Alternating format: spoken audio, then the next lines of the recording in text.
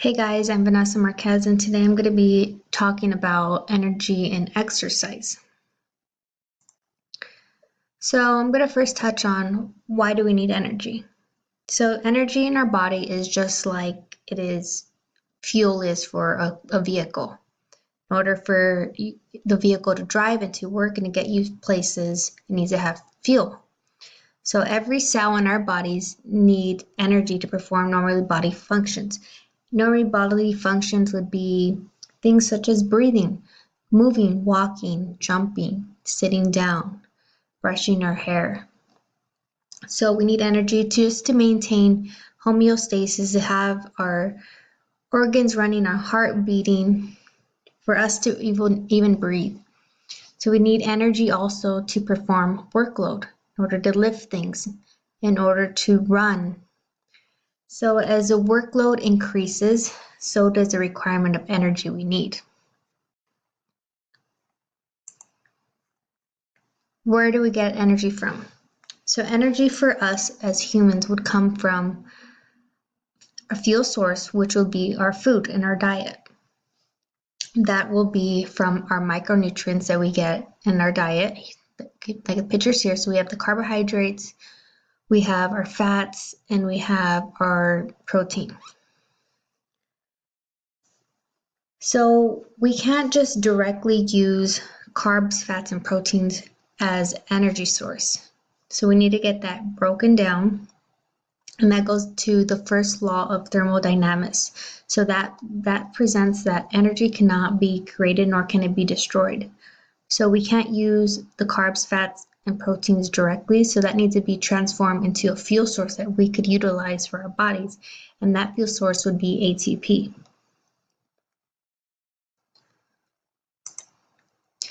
So ATP and what it is, adenosine triphosphate. So the food we eat will be transformed into this molecule, the cell's energy factory, and this all gets produced in the mitochondria.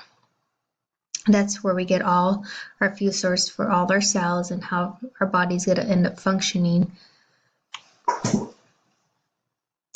so ATP is also like, if you want to compare it to a dollar to buy things or cents, in order for us to have energy, our currency for our cells would be ATP. So ATP, this is what it looks like, what it's broken down to. So you have a adenine, and then you have a ribose. So you have the sugar ribose, and then you have attached to it are 3 phosphate groups. So the bonds between these phosphates, each right here, have high energy. They're so high that they're going to create energy here from this last phosphate. This last phosphate is going to be removed from the whole ATP block, and it's going to release energy, forming then that is ADP, which is adenosine diphosphate, because the diphosphate will be just 2 phosphates left as a product. The energy is then released from this reaction that is occurring into the cells that carry out, and it's going to be delivered to our cells where we can use it to sustain whatever energy we're going to need it for to perform. So an example is when food enters our body, it's going to be then, in my next slide over here, this is how it goes in a circle, and it's going to keep going. So we have the exogen reaction is when the food enters the body, and then androgen is when it's going to be released. So when food enters our bodies again here, it's going to be ADP and the phosphate are going to recombine again and go back into ATP, and it's going to start the cycle back again. So food enters, the phosphate is going to be released and be attached again, and then more ATP is going to be produced because of the food source we consume. So I wanted to go back to the beginning slides because I missed a few spot areas that I needed to touch up on. So back to ATP, our body stores about 80 to 100 grams of ATP just at normal conditions. This is just a normal human who is not active, sedentary lifestyle. This is what our body contains, 80 to 100 grams of ATP. So since ATP is so heavily needed to utilize all our bodily function in the work and to sustain energy, obviously it's a very important molecule to carry. So our bodies are continuously producing ATP in order to make sure that we have the energy needed. Our body attempts to maintain a certain amount of ATP continuously, and it keeps supplying ATP, but it just at a minimal amount. But it does this in a few different pathways. And that's when I go back to this slide, the two ways to produce ATP. So you have your aerobic and anaerobic. Aerobic is with oxygen and anaerobic is without oxygen. So as I said earlier, that most of the ATP we produce gets produced in the mitochondria, but you also have the cytosol where it also produces ATP, and that does it in the anaerobic, so without oxygen, and then the mitochondria produces ATP aerobically with oxygen. With the mitochondria, that I'm first going to discuss, you have fatty acids, a pyruvic from glucose, and some denomination from amino acids, and that produces ATP. But that happens in a rapid pace. And then you have the ATP you get from the cytosol, which is going to be the glycolysis. That's going to be without oxygen, and that's going to produce ATP at a slower rate. Okay, so the three energy systems. The first one happens in a short burst time, which is 10 seconds. So we have three energy systems that work in real time just to keep our levels topped off. So my example I used for my PowerPoint was these generators. We need to power these generators. So powering these generation systems is the molecule. So what's going to start powering these generators will be the first thing, it would be glucose.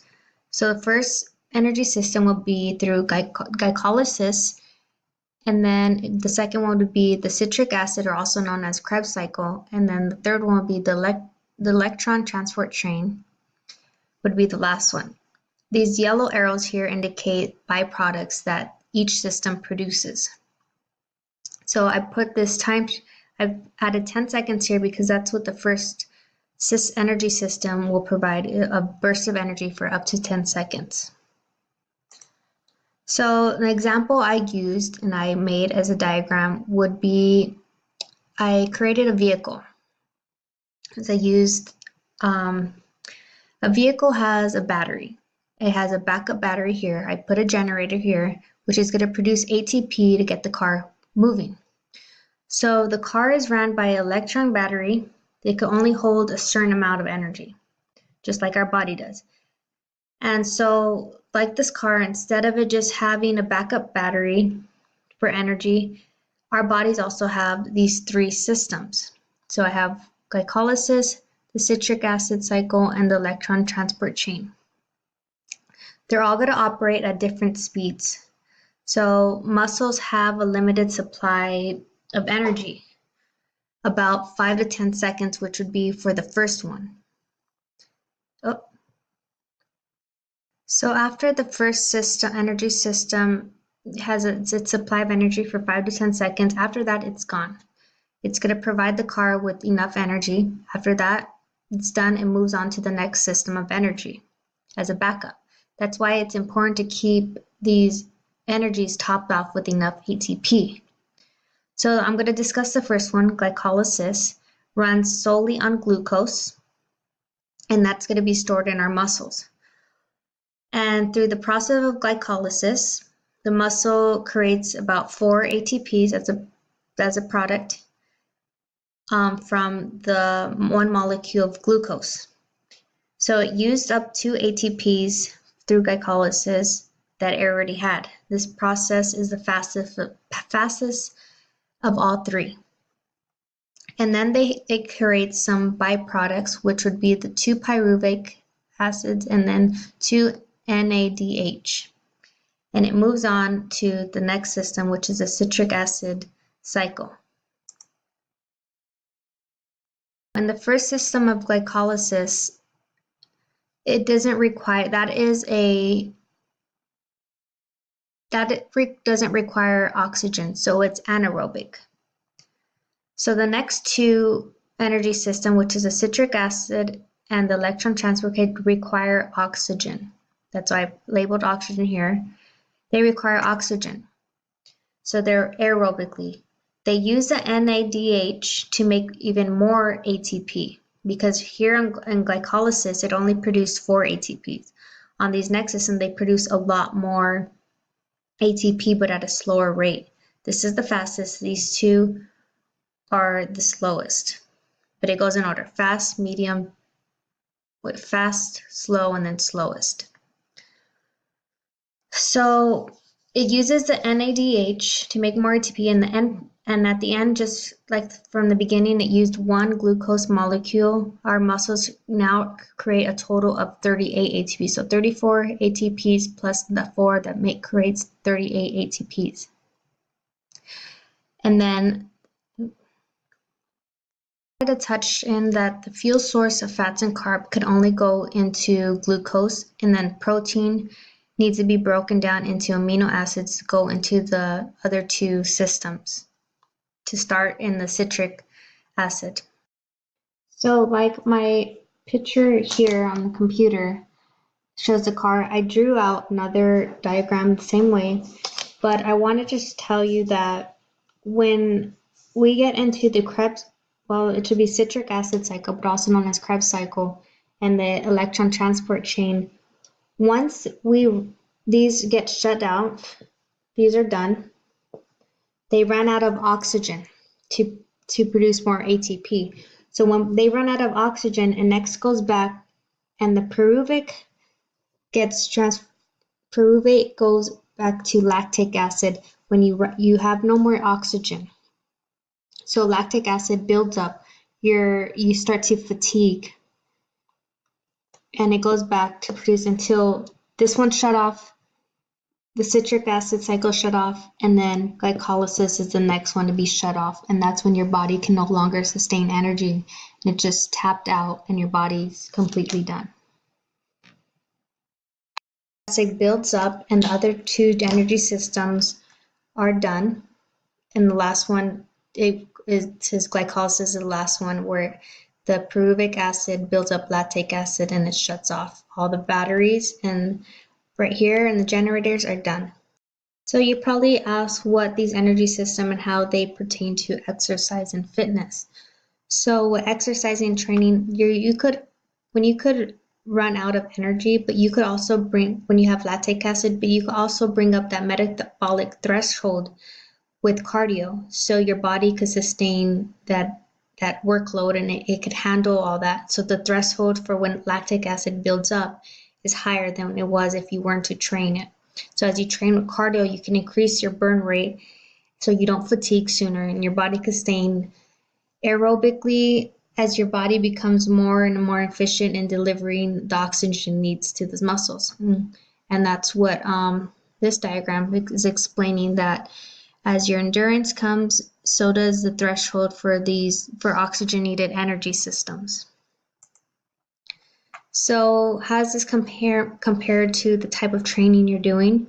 So for anaerobic lactic acid, it was the quickest one that sustains energy that lasts 5 to 10 seconds. These are athletes who are sprinters who need a quick burst of energy, such as football players and sprinters and weightlifters. The second one would be anaerobic lactic acid energy system, the glycolic one, where that was going to maintain medium to high intensities that are to last a little